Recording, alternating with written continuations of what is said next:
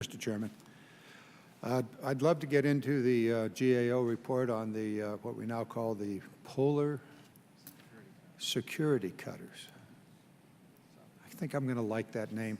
But I think I'm going to let it go. The report came out very recently. I understand there's discussion about doing a specific hearing on that, and so I'll wait that. Just generally, your view of their report, are we still on track, taking into account their positions or their recommendations? Just quickly, are we okay? Ranking Member Garamendi, I would say I believe we are okay. We welcome GAO's interest. We welcome GAO's recommendations. We have not built a large icebreaker, what we're now terming a polar security cutter. Before it was a heavy icebreaker.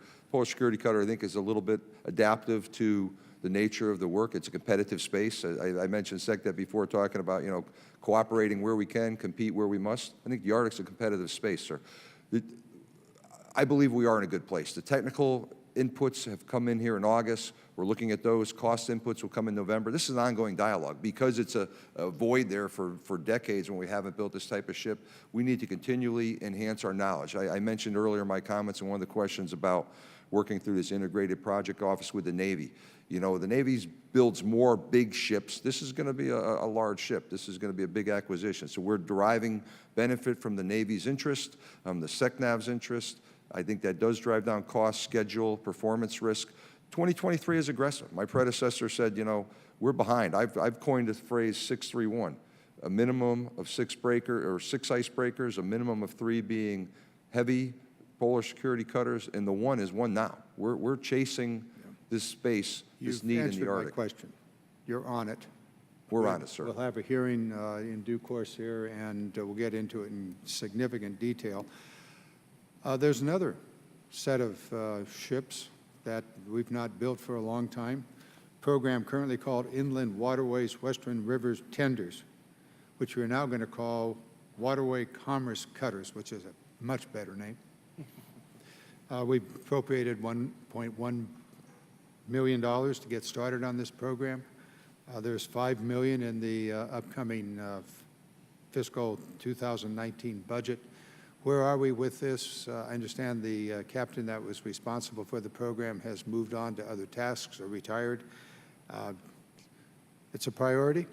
It's a priority, and that this is the commerce of the United States in the inland waterways and beyond. So bring us up to date.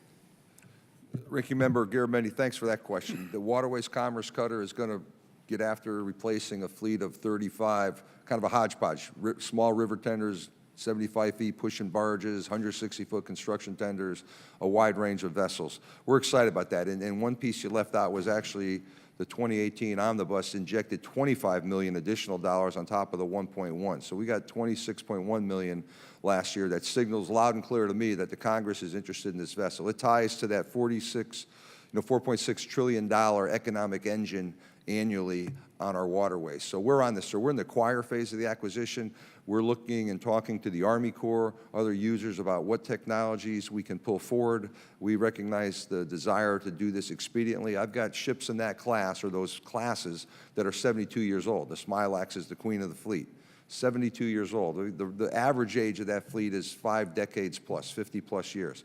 I traveled on the Sangamon on the outside St. Louis in my previous capacity, and the cook was wearing double hearing protection and a helmet because there's so much vibration as he made the crew their meal. So we owe it to our sailors to recapitalize those vessels as soon as possible. There's a great new story here. We're building national security cutters. We're getting ready to award on the OPC here imminently.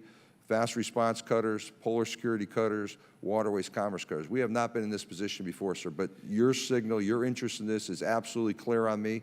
Our acquisitions workforce is stretched, but they understand my expectation is we're going to deliver this ship to the waterfront as soon as possible. Very briefly, I'm concerned about the teamwork that's going to be necessary, the integration of your best people into the design and then ultimately the construction of these ships, as well as the advice and counsel of the folks that are on the river already, not only from the Coast Guard, but you mentioned the Army Corps of Engineers. Good. I'd be interested in hearing from you, your design team, what kind of a group you're going to put together to manage this, as well as to bring into the process the best thinking of folks that are intimately familiar with the tasks beyond just the Coast Guard. Yes, sir, Congressman. We have, I think we've issued 2 requests for information, RFIs. I believe one was back in the early part of this calendar year, one was closer to this summer, to draw out exactly that, those expertise, those lessons learned. This is not a, I'm loath to put a number out, but I think you're talking a $25 million plus or minus ship. This is not, as we're talking about OPCs and NSCs. I think we've got to be reasonable in our requirements. You know, we have to build a ship that's purposeful to operate on the inland waterways and do the type of work it does. And there is a lot of it. The Army Corps has a prototype they're sailing out of, I believe, out of St. Louis. We're going to derive the learning from that. And there are other waterway users, sure, that we absolutely, through our mature acquisitions process, want to draw the best knowledge out there.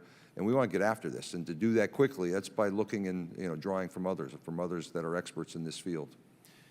If you could report back on a status, I yield back my time. Thank you Yes, again, sir, we will. Mr. Garamendi. I am now going to recognize Mr. Weber for another 5 minutes. Thank you, Mr. Chairman. Thank you.